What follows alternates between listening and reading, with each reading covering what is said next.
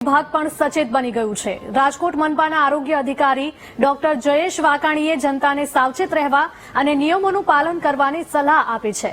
તેમનું કહેવું છે કે આ વાયરસ ચેપી છે, જેમાં તાવ, શરદી, ઉધરસ જેવા સામાન્ય લક્ષણો જોવા મળે છે।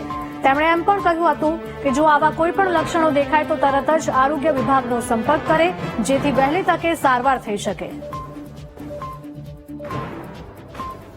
ખાસ કરીને એચએમપી વાયરસ જે છે એ બાળકો ઉપરાંત જોવા જઈએ તો વયોવૃદ્ધમાં અને ખાસ કરીને ઇમ્યુનો કોમ્પ્રોમાઇઝ હોય છે એમાં લક્ષણો છે થોડા અલગ આવતા હોય છે। બાકી સામાન્ય શરદી, ઉધરસ અને તાવ જેવા લક્ષણો જે છે એ આ વાયરસમાં હ્યુમન મેટાનિમો વાયરસમાં જોવા મળતા હોય છે।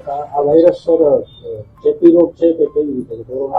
જે ખાસ કરીને વાત કરીએ તો એચએમપી વાયરસ જે છે એ સામાન્યતઃ હાઈલી કન્ટાજિયસ ડિઝીઝ એટલે કે ચેપી રોગ કહી શકાય। એ મુખ્યત્વે જોવા જઈએ તો ડ્રોપલેટ ઇન્ફેક્શન એટલે આપણે શ્વસન તંત્ર દ્વારા જે છે ફેલાતો જોવા મળે છે। ખાસ કરીને સામાન્ય શરદી જે છે એની સાથે આપણે એને કમ્પેર કરી શકીએ છીએ, પરંતુ એના લક્ષણો જે છે એની તીવ્રતા છે વ્યક્તિની રોગપ્રતિકારક શક્તિ ઉપર આધાર રાખતી હોય છે।